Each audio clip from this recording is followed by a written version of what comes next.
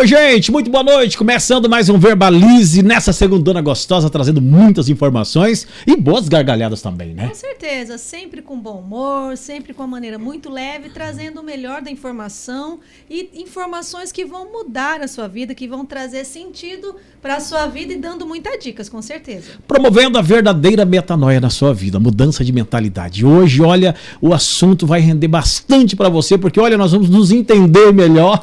Com certeza, sempre. A gente aprende muito aqui. E nada melhor do que debater esse assunto, mas antes, pedindo para você, olha, gente, dar muitos likes, compartilhar o link também. Com certeza. Eu te peço, por favor, pega esse link e compartilhe com todos os grupos que você puder e tiver. Do vizinho, da família, vai em todos os grupos, compartilhe aí também pelo seu Instagram, ajude o Verbalize a crescer e também inscreva-se no canal, porque é importante a gente aumentar o nosso número de inscritos. Então vai lá, ó, é rapidinho, clique ali em inscrever-se e ajude o nosso trabalho a crescer. E a nossa convidada de hoje, ela é de Guajará-Mirim, mas está residindo em Porto Velho, é fundadora do Instituto Vida Plena, gente. Psicóloga clínica em grupos, mestre em educação, especialista na relação de casais, então o assunto vai render bastante no dia de hoje. E psicologia corporal. Estamos recebendo do nosso Verbalize a Zilma Watanabe. Watanabe, acertei? Pode aproximar um pouquinho mais, Zilma. Esse sobrenome é chinês? Não, é japonês. Japonês? Seja bem-vinda, primeiramente. Obrigada a esse programa Verbalize. Obrigada a você, Wilson, e a você, Elis, pela oportunidade que vocês estão dando, né? É muito bonito um trabalho onde vocês trabalham também valorizando o ser humano, que é muito parecido com o trabalho que eu realizo. Que maravilha. Então vamos ter muito a conversar aqui, né? E esse amor arrebatou seu coração há 21 anos atrás, foi quando surgiu aí o Instituto, né? Sim. Arrebatou meu coração. Foi um encontro de almas, que permanece até hoje. Que maravilha. Mas a Zilma veio de Guajará-Mirim, você me falou que veio da floresta. Do coração da floresta. Então, meu pai foi soldado da borracha. Olha. E ele trabalhava com isso. E um dia ele viu minha mãe. E foi lá e pediu minha mãe em casamento. Minha mãe tinha 14 anos. E levou, e ele administrava a extração de látex dos grandes donos de seringais da época. E casou com minha mãe e ficaram então, e nesses locais, porque ele transitou em diversos seringais, e eu nasci em um, Seringal Rio Ouro Negro. E à medida que o tempo foi passando, ele foi verificando que os filhos precisavam estudar. E ele entregava os filhos na mão das freiras e dos padres, porque passava um ano nesses lugares, e a forma de chegar era pelo rio. E não era, hoje nós temos as avoadeiras, né, que é tão rápidas, mas naquele tempo não era assim. Eram os motores de popa que levavam 3, 4, 5 dias você vindo e carregando aquele monte de borracha para poder entregar aqui na cidade de Guajará-Mirim para os donos e receber o seu saldo. E chegou um momento que ele disse que nós teríamos que voltar, porque já era muito menino. E aí ele voltou para Guajará-Mirim, eu tinha 7 anos de idade, e dali eu comecei a estudar. E aí também dali ele não voltou mais para os seringais. Ele montou um comércio onde ele vendia lanche, sorvete, picolé, essas coisas. Depois cresceu para ser um barzinho. E na necessidade de fornecer mais estudo aos filhos, nós viemos morar em Guajará-Mirim, quando eu já tinha 15 anos de idade. Em meio a tanta dificuldade que enfrentava naquela época, o pai com a visão de formar os filhos, né? Isso é bonito, sim, né? Algo bem interessante é que ele não sabia nem ler nem escrever. Então ele tinha que comprar, por exemplo, chegava o caminhão da Coca-Cola nesse barzinho que ele tinha. Então ele tinha que assinar o pedido. Então minha mãe tinha um cartãozinho da casca de uma capa de caixa de remédio, da parte de dentro, e então tinha o nome dele desenhado, que ele tinha desenhado o nome dele. Então minha mãe trazia aquele cartãozinho e ele olhava para aquele cartãozinho e ele repetia como um desenho nos pedidos. E minha mãe tinha estudado até a 3ª série primária. Interessante, né? Que eles já tinham essa mentalidade de investir. E o legal é que deixava com freiras, né? Então, assim, a senhora teve uma base muito boa, porque o ensino dessas escolas da igreja católica, eles tinham uma base muito boa, né? Essa base não foi para mim, né? Eu não precisei, eu já quando eu fiquei com eles, e quando eles vieram para a cidade, eu tinha 7 anos de idade, não precisou mais. Mas os meus irmãos partindo antes de mim, sim. Tanto que os padres, para dar esse melhor estudo, mandavam para São Paulo. E eles estudavam lá. Então, eu vim conhecer os meus irmãos, os primeiros irmãos, quando eu tinha mais ou menos 10 anos de idade, que eles tiveram condições de comprar uma passagem, voltar a Guajará-Mirim, para rever meus pais. Nossa, era uma vida bem distanciada um do outro, bem sofrida mesmo, por através causa dessas dificuldades, né? E através de carta, que não existia telefone, né? Sim. Então não era uma coisa assim tão simples para eles, né? E isso aí, apesar de eles pensarem muito no estudo, eles não pensavam no emocional. Eles precisaram ser mais gelados, né? Na ideia de liberar um filho para o mundo. Se eu já lhe perguntar, as memórias afetivas, então, são... Foram por exemplo, da minha irmã, porque quem foi meus 3 irmãos mais velhos. Então, os homens, eles souberam se aceitar da forma que foi. A moça, ela não conseguiu. Então, às vezes, ela ligava para minha mãe chorando e falando: você me abandonou, você não me amou, agora você quer que eu vá passar o Natal com você? Eu não tenho vontade. Então, às vezes, minha mãe chorava e era compreensível a situação. Sim. Depois de um tempo, a gente dando algumas respostas para a mamãe, diz isso para ela, mãe, diz isso para ela. Porque nós crescemos, o restante tudo ao lado da mamãe. E viam a realidade que era, né? As dificuldades que existiam, né? Sim, não. Eles também viam, né? Porque ou eles eram entregues na mão dos padres para estudar, ou eles se transformavam também em soldados da borracha. Não tinha assim, que tal isso, que tal aquilo. Ou era não friamente opção, entregue. né? Não tinha. Era a única profissão da época também, né? Sim, era isso. A única profissão. Mas aí depois ela conseguiu elaborar melhor isso daí? Conseguiu. Que bom. Conseguiu.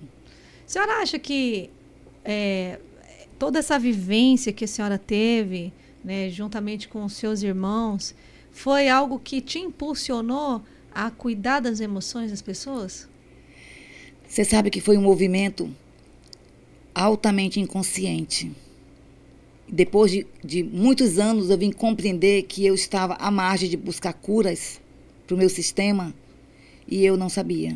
Sim. Porque eu fiz primeiro História, aí não gostei da faculdade de História, aí mudei para Direito, fiz a faculdade de Direito, tirei minha OAB, mas eu gostava muito dos cursos de autoconhecimento. Então, eu sempre busquei cursos que me fizessem me valorizar mais, me ver melhor no planeta. E um dia, eu fazendo uma meditação, eu lembrei que com 16 anos, eu conversando com minhas amigas, eu falava assim: eu vou ser psicóloga. E com 16 anos, eu lembrei, eu fazendo o vestibular para psicologia. E naquela época, o vestibular era em fases, passava a primeira fase, depois a segunda fase. Então, eu passei na primeira fase, eu estava próximo aos 17 anos. E depois, em seguida, meu pai sumiu nas águas. E eu não fui fazer a segunda fase. E com a morte do meu pai, minha mãe fez uma reunião entre nós e disse: agora todo mundo tem que trabalhar. E eu tive, graças a Deus, a facilidade de conseguir, com 17 anos, meu primeiro emprego. Porque minha mãe disse: agora cada um por si. Então, eu passei muito tempo trabalhando. E o conceito da minha família, o conceito do meu pai e da minha mãe, era chegar à idade de casar. Então, eu era doida para casar. Porque, com a morte do meu pai, eu fiquei mais presa. Casar naquela época representava o quê? A liberdade também? A liberdade, a autonomia dos sim, filhos? Era. Porque assim, pensava assim, ela não deixa, mas se eu estiver casada, ninguém manda em mim, né? Sim. O marido mandava. Aí é que você se engana, aí manda dobrado. Verdade. Então, eu sonhava com a possibilidade de estar livre. Se eu ia para uma festinha, eu tinha hora para voltar. Era 10 horas da noite que eu tinha que voltar, né? Então, eu dizia assim: um dia eu vou chegar de madrugada, eu vou estar casada, eu e meu marido vamos chegar de madrugada, né? Então são... Conseguiu realizar esse sonho? Consegui. Aí, pelo E os menos pais isso. cobravam muito Consegui. horário É, naquele tempo, né? sim. Uma marcação cerrada. Era, Era, mas era... E meu pai tinha uma rigidez que era impressionante. Hoje eu percebo essa rigidez em mim, não como era.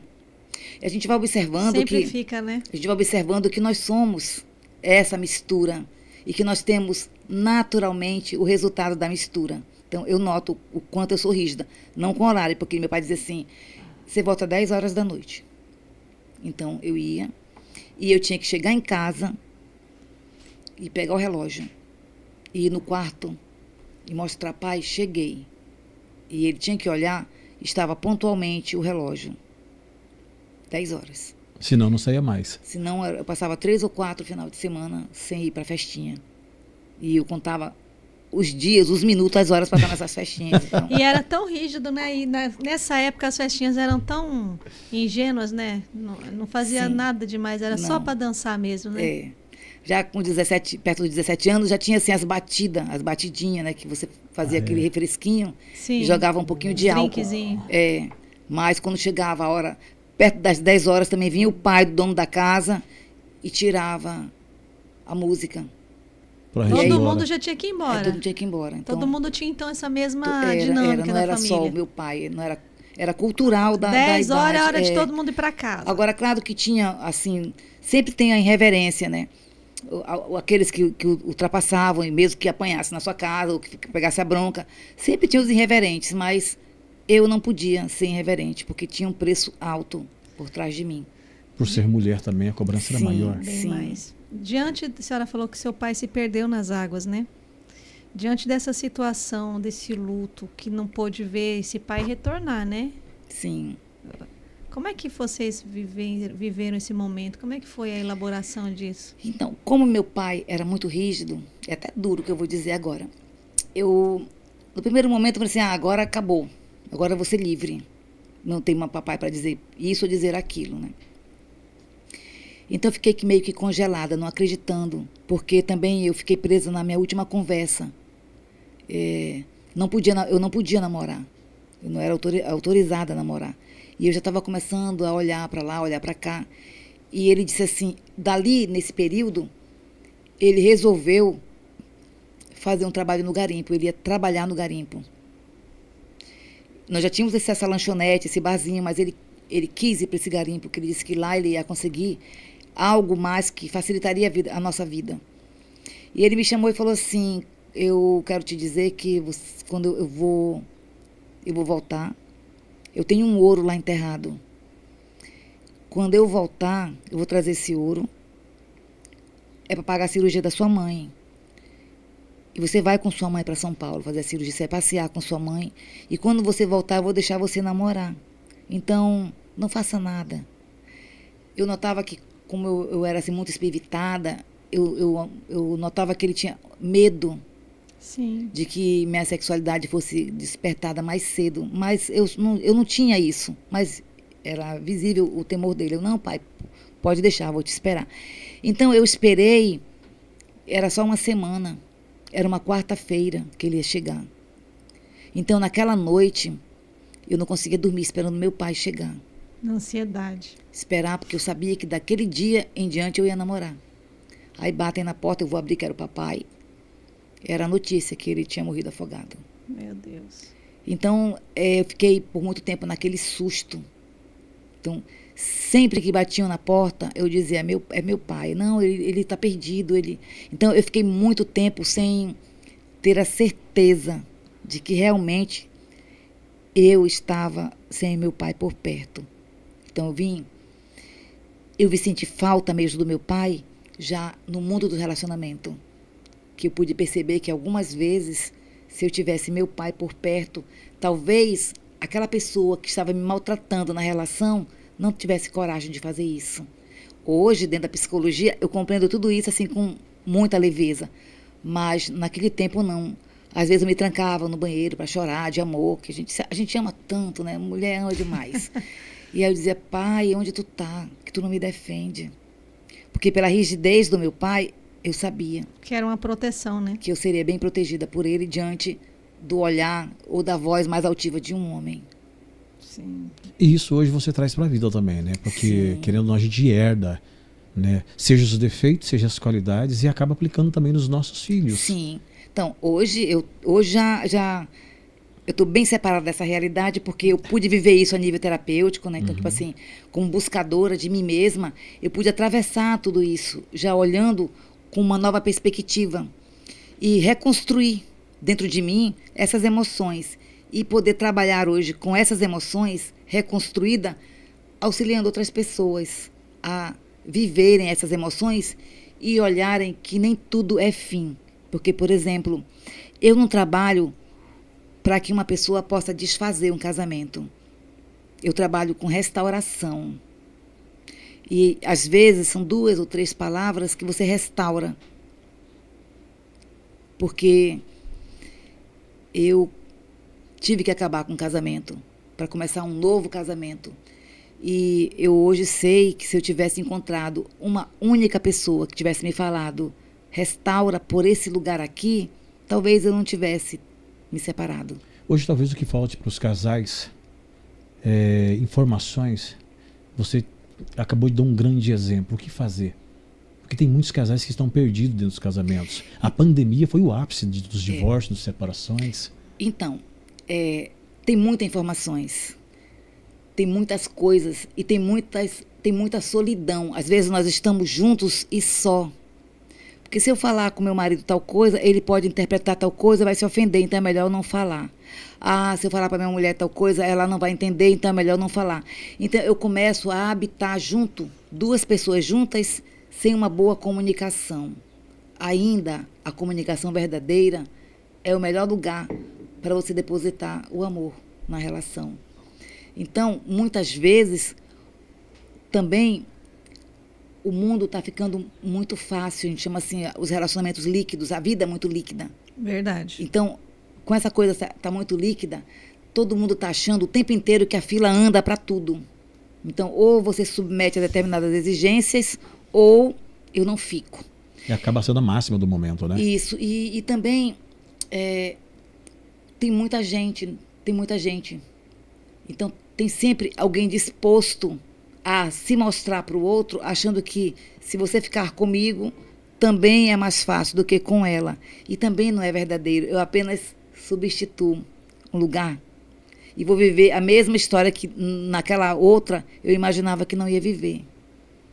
Ô Zilma, os casamentos, a gente sempre brinca, os problemas são sempre os mesmos, né?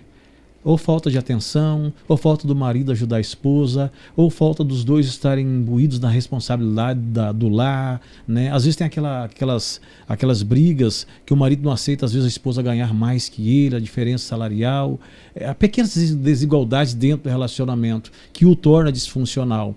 Mas se a gente for olhar numa métrica assim, as brigas são semelhantes quase sempre ou não?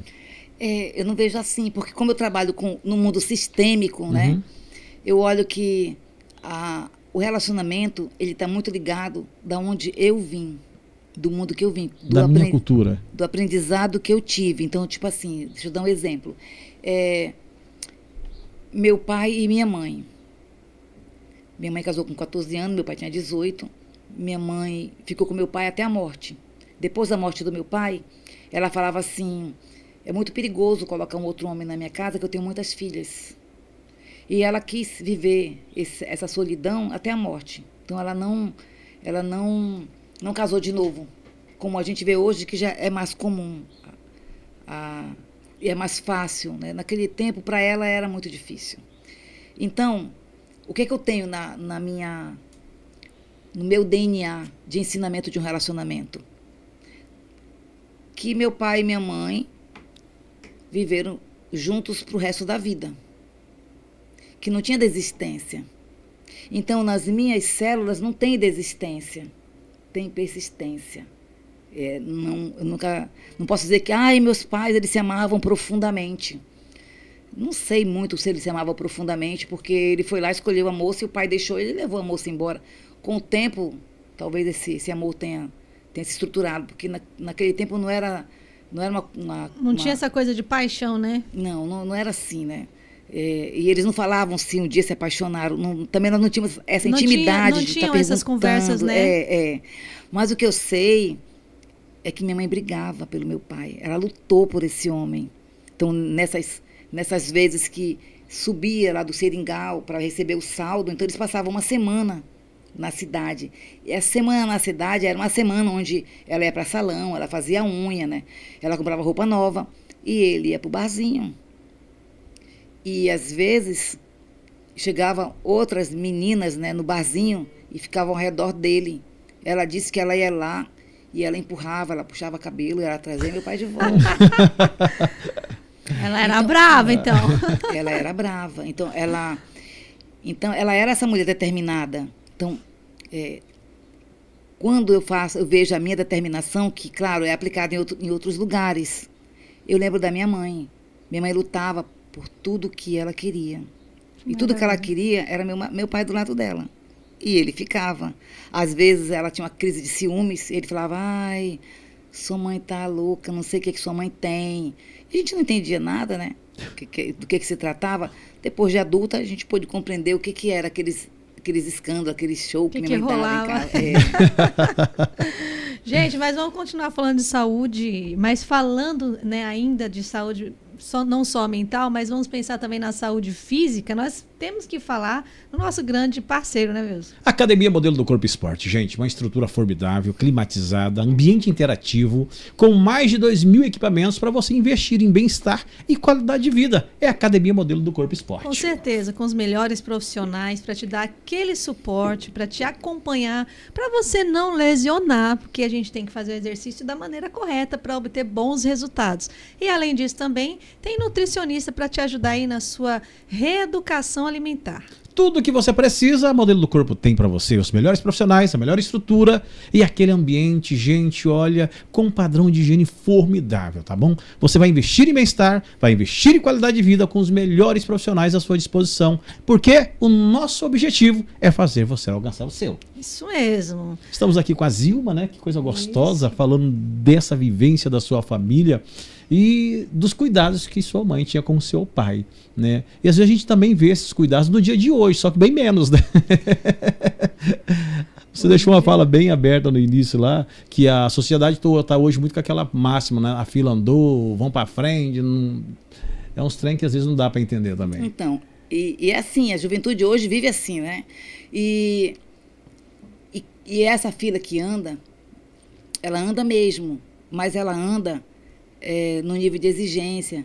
De repente, eu começo a colocar que para ser meu marido, por exemplo, tem que ter isso, isso, isso e isso. Ah, para ser minha mulher tem que ter isso, isso, isso e isso. E eu começo a colocar as exigências dentro de uma caixa. E eu encontro o parceiro e eu quero tentar ver se ele se encaixa naquela caixa. E como ele não entra, eu vivo uma história e solto. Eu costumo contar nos meus grupos terapêuticos um conto que ele se aplica, aí sim, ele se aplica a toda a humanidade. Que é o seguinte, é a história de Eros, de amor e de amor do espírito. Eros, um dia, ele se encontra e habita um casal. No dia que Eros habita um casal, o casal se apaixona. Quando Eros habita esse casal e que ele se apaixona, Eros tira a visão. O casal fica cego. E eles começam a tatear e a querer se comer, se enrolar, um querer entrar dentro do outro. É uma paixão tão grande que ninguém consegue ficar longe. A gente só vê a hora de estar junto, aquele cheiro, quer dormir junto, quer acordar junto. Tudo é muito lindo, porque o casal é cego. Depois de um tempo, Eros vai embora. E no dia que Eros vai embora, Eros devolve a visão do casal.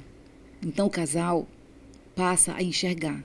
Aí ele diz, nossa, ela é meio dentucinha, mas tão querida. Ai, eu amo ela. Aí, olha, ele é meio barrigudinho, ai, mas ele é tão querido, eu amo ele. Então Eros deixou plantado o amor naquele casal.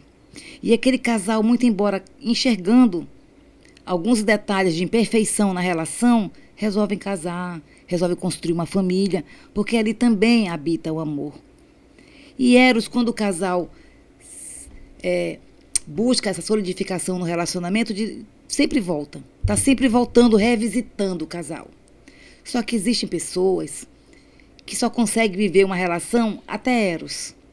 No dia que Eros vai embora e que devolve a visão, a pessoa diz, não quero mais. A pessoa vive só querendo viver aquele fogo, porque quando o Eros está presente, a gente está o tempo todo quente. Tudo é muito bonito. Então, tem pessoas que não dão conta de viver o amor. Aí, então, quando está correndo a possibilidade de amar, desiste. Não, isso não quero entrar nisso. Tem muitas pessoas que talvez, quando vocês forem analisar, vocês vão ver que vocês conhecem pessoas assim. Sim. Seguindo. Então, o casal constrói a família, constrói a sua casa, compra seus móveis, tem seus filhos, coloca os filhos na escola, depois na faculdade, e um dia entrega os seus filhos ao mundo. E o casal continua se habitando, sempre sendo visitado por Eros. Só que aí os filhos já foram embora, o casal já está mais maduro, Eros já não vem tanto. Eros às vezes visita pela memória. Tu lembra, meu bem, aquele tempo, aquele dia que nós vamos passear aquele barco, aquela na beira do rio? Ai, foi muito legal. Você lembra isso? Você lembra aquilo? Eros vem através da memória. Ali já está habitado o amor do espírito.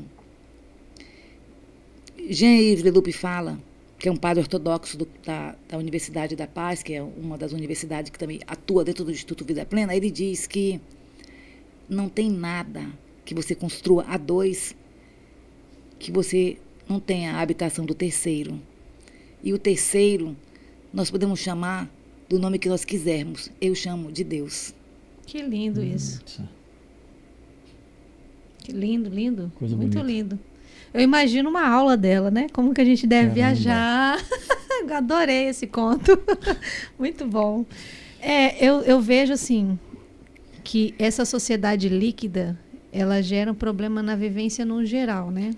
Mas falando do relacionamento,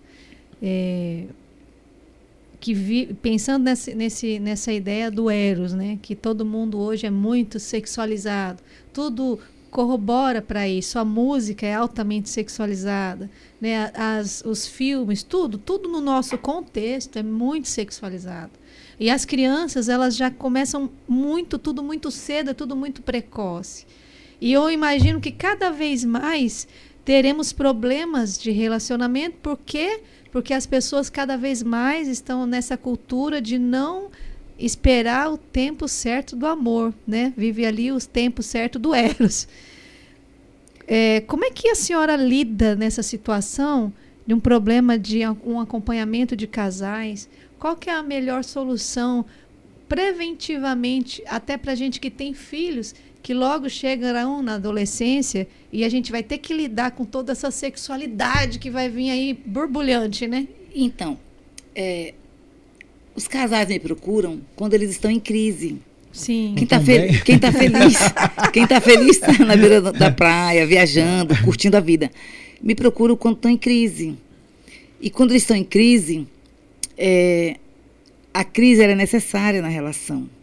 Muita gente imagina que a crise é um motivo de separação. Não. A crise é um termômetro necessário para que o casal veja que naquele caminho precisa mudar algo. Recontratar o casamento, reconstruir a relação, fazer novos acordos. Porque no começo, como eu disse, estava em Eros, estava em amor, né? Aí depois vem o trabalho. Aí eu tenho que trabalhar dobrado porque eu tenho menino na escola. Aí ele tem que chegar até mais tarde porque ele precisa fazer hora extra porque tem que fazer tal coisa. A vida nos exige um pouco mais. É o como que eu volto para casa é que diz tudo dessa relação. Porque às vezes a gente chega tão cansado. Sim. Que a gente só quer vitamina C e cama. E aí o outro também está cansado. E, no entanto, a gente esquece que a relação é a dois. Cláudio Naranjo costuma dizer assim, que quando a gente casa, a gente imagina que só porque casou está tudo pronto. Não. Quando a gente casa, ali é que começa a construir o primeiro alicerce. A construção inteira é a vida inteira. Então, às vezes, a gente planta grande coisa bonita no começo, nos primeiros 6 meses, 1 ano, é tudo muito lindo. Depois eu começo a ir me afastando para cuidar do meu individual. E aí, nesse meu individual, dependendo de como é colocado, eu vou se eu contar, ele vai ficar chateado, se eu isso, se eu aquilo. Aí tem, por exemplo, uma coisa que permeia muito o mundo das mulheres, que os maridos reclamam muito. Ela gasta, eu não sei quanto ela gasta, ela ganha, eu não sei quanto ela ganha. E ela chega aqui com bolsa, com sacola, com não sei o quê, com não sei o quê, e ela não me fala. Aí ela diz, eu não falo, porque toda vez que eu falo é uma crise. Você não está pensando na família, você não está pensando na família. Então, tipo assim, são coisas que não foram discutidas no começo. Não tem acordo, né? Não foi nominada no começo. Então, não foi nominada, então ele se sente traído. E ela se sente que não deve responsabilidade a isso. No entanto, é uma construção. Não dá para construir uma parede se não tiver o cimento, depois o tijolo, depois o cimento outra vez. Não tem como construir. Então, se eu sou tijolo, o outro tem que ser cimento. Então, não dá para ser, não, tu com teu tijolo e eu com meu cimento. Então, cada um na sua. Então, já não é relacionamento. As pessoas têm dificuldade, né, de entender o que é realmente um relacionamento, um casamento, né?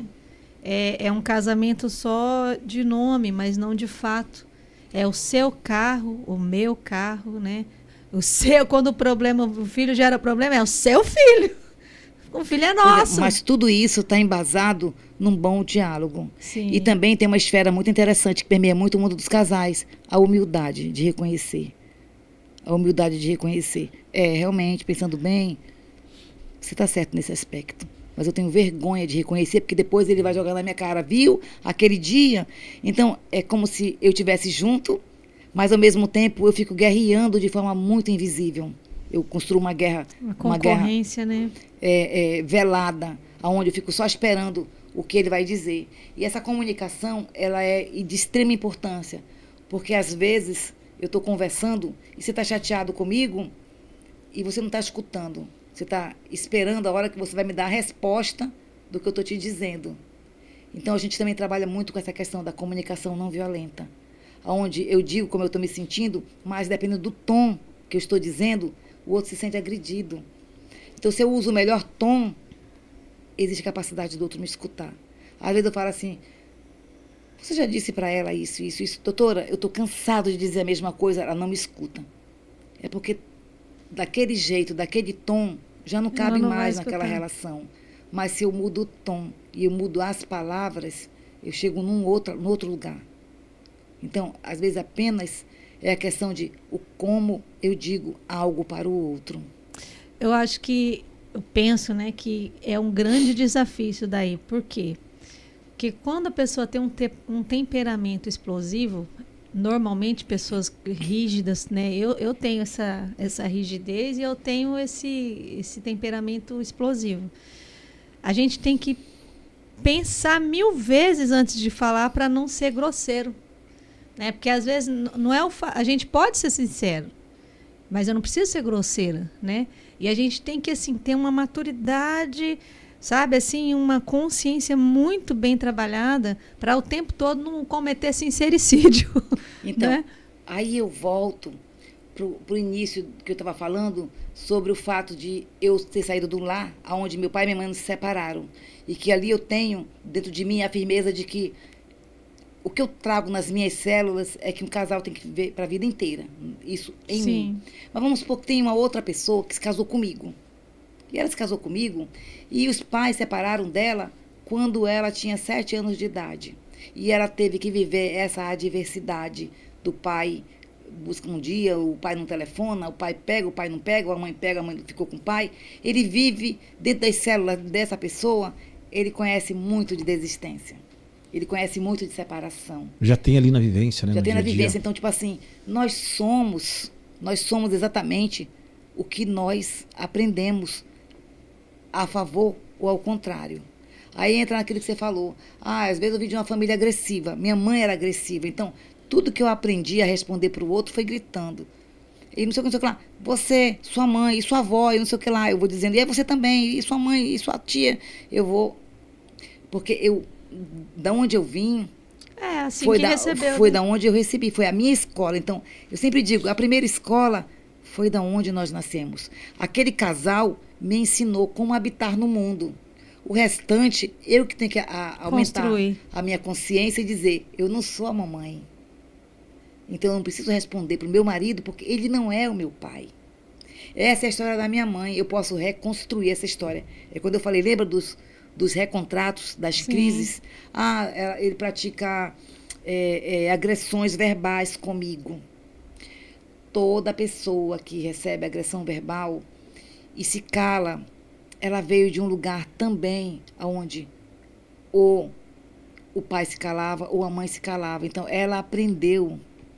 Mas você pode ensinar, querida, você está vendo que você está gritando? Olha meu tom com você. Você pode reconstruir. Depende também de como você vai responder para o outro. Olha, você está gritando. Eu estou falando baixo com você. Outra vez que você gritar comigo, eu não vou mais continuar conversando. Eu vou me retirar da conversa. E sai. Deixa o outro também analisar de que jeito ele quer aquela família.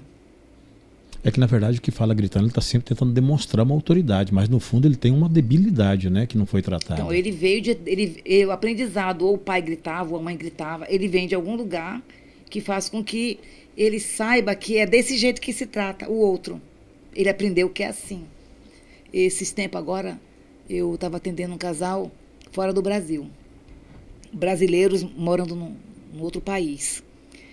E o homem era um homem extremamente pacato. A mulher, uma mulher bem exigente, bem nervosa, bem tensa. E ele tinha um trabalho lá, nesse país, muito grande, onde ele tinha, assim, tipo assim, uma remuneração de $50 mil, $100 mil mês. Então, ele tinha uma vida bem resolvida financeiramente. E ela não trabalhava. Mas ela tinha um domínio tanto sobre o marido quanto sobre o dinheiro do marido. E me mandaram casal. Quando chegou um tempo já na individual com ele, porque eu trabalho um pouco com casal e um pouco na individual, para que eles possam enxergar o caminho que estão. Eu perguntei quem era assim, que não conseguia falar. Aí ele disse, minha mãe e meu pai são casados até hoje, mas meu pai bebia. Meu pai era pedreiro e ele bebia. Ele chegava todo dia às 7 da noite bêbado. Todos os dias minha mãe esculhambava com ele. Ele baixava a cabeça, ele não dizia nada, tomava o banho e dormia. Todos os dias. Olha o que ele fazia. Ele trabalhava e todo dia ele chegava às 7 da noite. A mulher dele esculhambava com ele. E ele baixava a cabeça, tomava o banho e dormia. Ele fazia uma repetição totalmente oposta, mas repetindo o pai. Ele não fazia o que o pai fazia. Esse homem nem beber álcool ele bebe. Mas ele não conseguia revidar, porque ele aprendeu com o pai a não revidar. Como que fica impresso, né? No DNA da gente. Sim. Eu lembro você falando aí da bebida, que há muito tempo atrás, meu pai já é falecido, meu pai bebia muito. E vinha para casa, e sempre quando vinha bêbado, tinha violência. Justamente contra minha mãe, e às vezes em alguns irmãos. E sempre eu vendo essa cena, acho que na minha infância toda, eu sempre coloquei que não queria saber de bebida, porque a bebida, eu tinha uma lembrança, ela me reportava o pai do homem violento, né, do que batia. Então, eu não quero ser esse.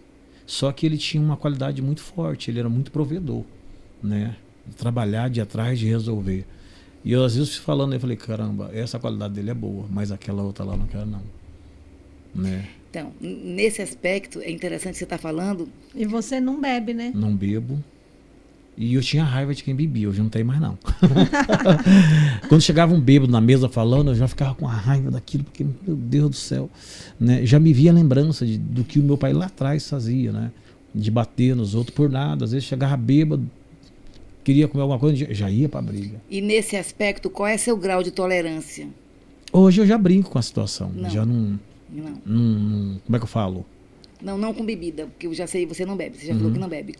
Eu digo, hoje, qual é seu grau de tolerância em relação a aborrecimentos? Você é tolerante, você é pacificador, tá tudo bem, tá ok. Ou você é veemente, diz, não senhor, não gosto disso, você é mais crítico, é mais exigente. Como é a sua tolerância? Convive comigo mais tempo que vai fazer. Em algumas coisas eu sou bem tolerante, em outras não. Sou explosivo, né? Ele Então, não deixa é eu te muito explicar. tolerante, não. Eu quero que vocês entendam que tudo que eu estou falando é baseado no que eu estudei e no que eu vivi. isso não significa que não tenha outros olhares e outras pessoas que possam olhar o que eu estou dizendo de um outro aspecto. Então, estou falando baseado no mundo sistêmico, né? Quando você falava assim, a memória negativa de um homem que bebe e que machucava bebia. A família, né? Ficou estabelecido em você. Aí você tomou uma decisão, não beber. Dentro de você, vamos dizer assim, vou dar um exemplo de contando uma história. Não, pode falar assim, libera não. Um dia, uma Coca-Cola casou com uma Fanta. Nasceu um garotinho. Ele nem é amarelo como a Fanta e nem pretinho como a Coca-Cola. Ele é meio marronzinho. Então, ele é o Co-Fanta, né? Mas esse garotinho, ele tem no sangue dele o DNA tanto da Coca como da Fanta. Então, todas as vezes que ele se aborrecer com coisas que a Fanta faz, ele mexe no DNA dele. Toda vez que ele se aborrece com coisas que a Fanta faz, ele mexe no DNA dele. Então, às vezes, o pai, para poder conseguir resolver os seus aborrecimentos pessoais, ele descontava na mãe e às vezes nos irmãos. Porque ele vinha de uma tradição, de algum lugar, que ele trazia suas próprias dores. Então, ele quando a bebida chegava no ápice dela... Era o subterfúgio dele, não? Era a forma que ele tinha de extravasar o aborrecimento dele. Que nem sempre era com os filhos, nem sempre era com a mulher. Mas a bebida fazia ele trazer. Aí, eu conheço filhos, porque eu não conheço você, não posso falar de você. Mas eu conheço filhos que não bebem, mas são intolerantes igual ao papai. Entendeu? Tem aborrecimentos igual mamãe. Se expressam como se estivesse no álcool. Porque aquilo me causa tanta raiva, por exemplo, que eu me expresso e eu nem bebi. Então, isso fala muito. Isso fala muito daquilo que eu rejeito. Bert Helling, que é uma das abordagens que eu sigo, que eu trabalho, fala assim, que tudo que eu não quero, tudo que eu digo que eu não quero do meu pai e da minha mãe, eu recebo dobrado. Porque o álcool não é dele, o álcool é de fora. A atitude é dele. E é interessante que eu conheci um rapaz muito próximo de mim. O pai bebia muito, e quando o pai bebia, ficava agressivo. Não era de bater, mas era de falar palavrão e ficar perturbando, até todo mundo ficar de saco cheio. Parecia assim que era prazeroso ele fazer isso, né? E as crianças crescendo ali ao lado. Hoje está todo mundo adulto. O pai continua fazendo a mesma coisa. E as crianças? E nenhuma das dos filhos bebem, né? Nenhum dos dois bebem, não bebem em nada. Mas esse que diz assim, eu nunca quero ser igual ao meu pai, eu nunca quero ser igual ao meu pai, ele é exatamente igual ao pai. Em tudo, em tudo. Inclusive, na hora de fazer chacota, ele faz uma chacota tão fora da ordem que parece que ele está bêbado. E eu conheço eles de próximo, de vê-los, de criancinha, de nascidos. Nem os dois tocam em álcool. Então, isso mostra que o DNA do qual ele tanto rejeitou cresceu dentro dele. Pais coléricos geram filhos coléricos, não? Depende da escolha do filho, porque assim, meu pai é colérico, então eu não quero ser colérico, então eu não quero ser de jeito nenhum que nem esse homem, então eu empurro esse homem, tiro ele de perto de mim. Aí eu passo a ser um cara pacífico, às vezes até mole, às vezes até besta. Aí encontro uma mulher colérica. Aí ele fica no lugar oposto do pai, sendo o pai. Entende? Porque às vezes eu não gostava da minha mãe porque minha mãe gritava.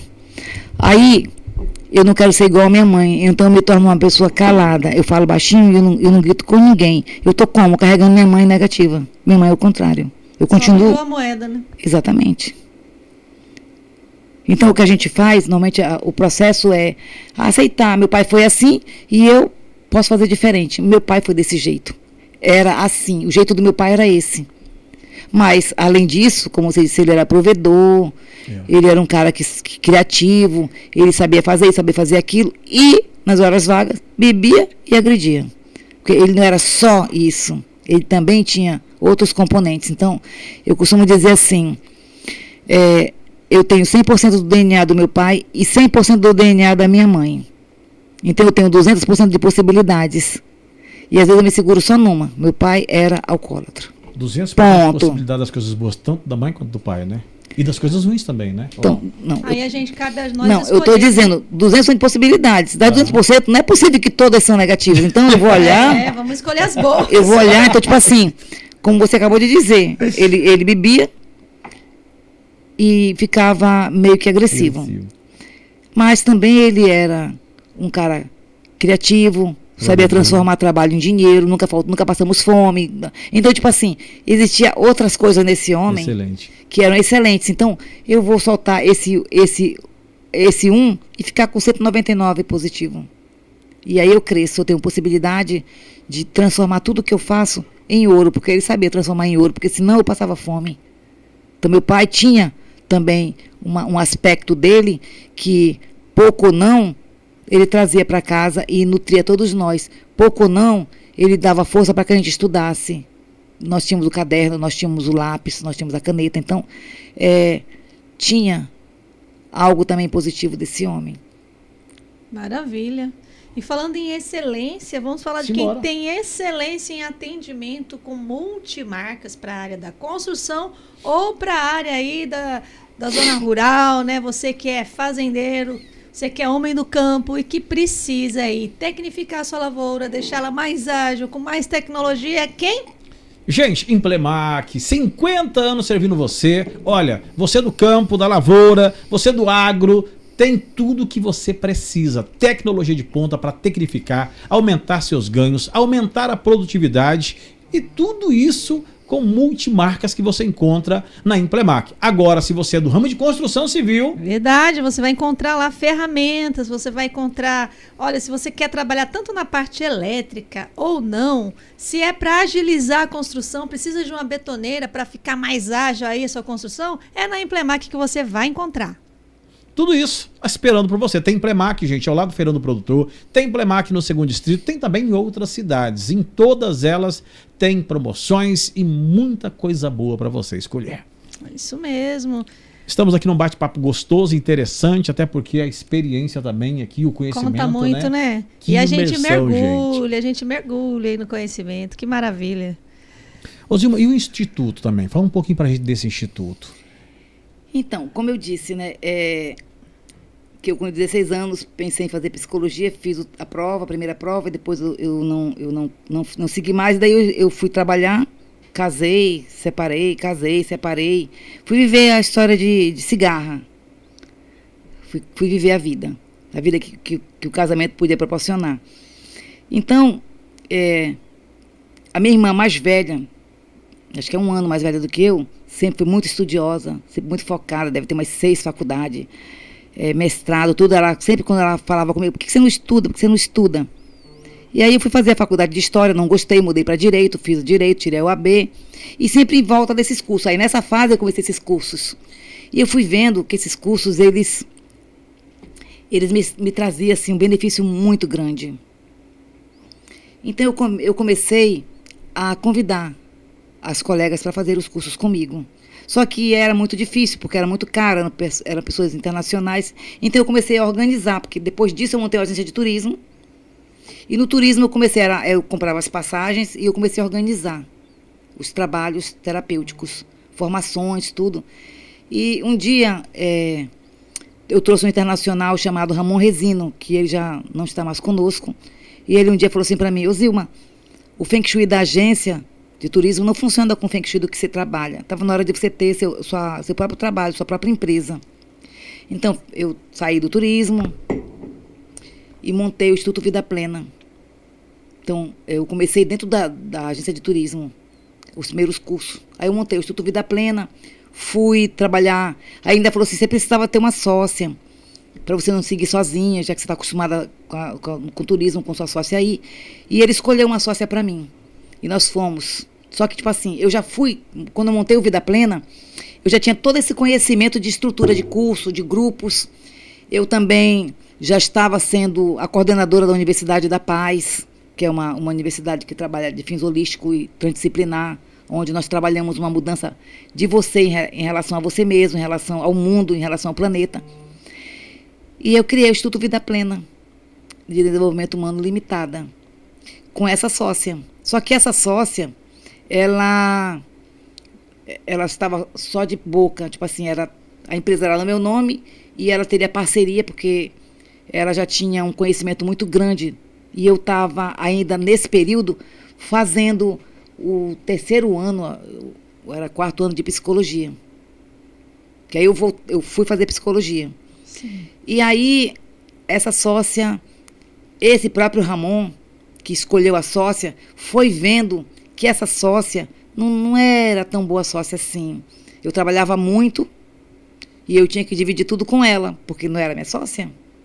E ela tinha o consultório dela, ela era muito bem resolvida, era uma excelente pessoa, excelente psicóloga.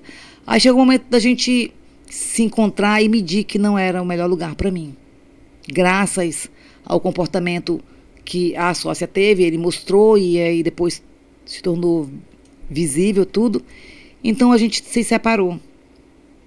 E como ela era uma sócia de boca, graças a Deus eu pude cumprir com a minha parte com ela, porque era percentuais, era algo transparente, tipo assim, tem 30 alunos, tanto é teu e tanto é meu. Eu pude ir embora.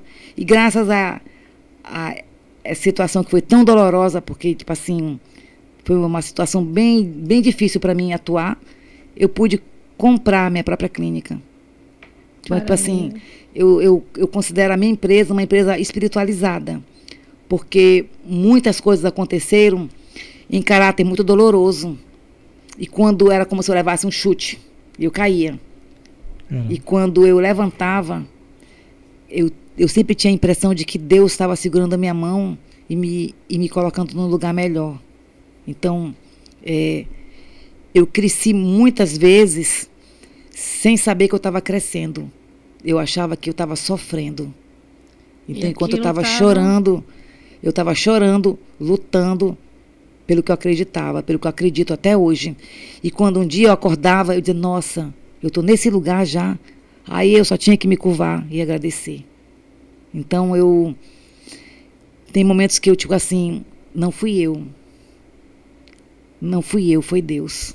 Maravilha, né?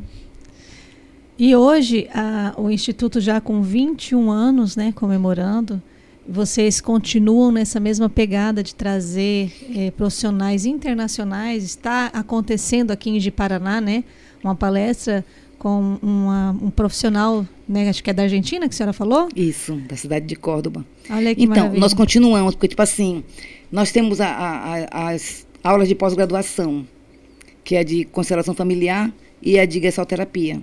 Então, nesse momento está acontecendo aqui em Ji-Paraná a gestalterapia. E tá aqui Constanza é uma argentina de Córdoba. Então, eu costumo trazer assim, o que tem de bom em qualquer país que eu sei que é bom, eu converso, tendo condições, o valor que eles cobram, eu pago e trago. Porque eu acho assim que o caminho não é a Zilma que sabe, porque já aconteceu de alunos falar assim, ô Zilma, tu é tão boa no que tu faz que tu nem precisava trazer esse povo. Eu digo, eu sei, mas tem tanta gente para falar, tantas coisas boas também, é muito bom esse povo Sim. estar comigo, né? E a gente sempre aprende, né? Ninguém sabe tudo.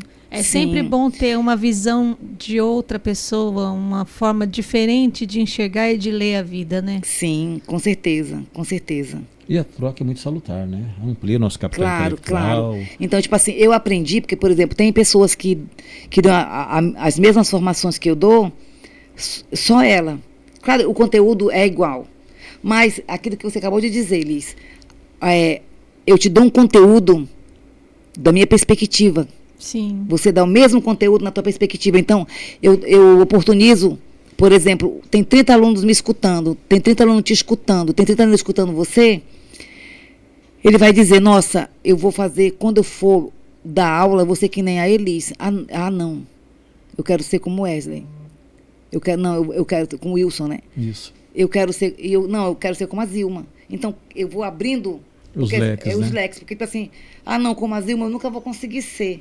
Então, tipo assim, eu tiro a esperança. Sim. Mas eu mostro um volume de pessoas que sabem fazer aquilo que eu faço, cada um do seu jeito, sempre encontro alguém que fala assim, nossa, Zilma, esse médico que você trouxe agora, quando eu for trabalhar, eu vou trabalhar no estilo dele.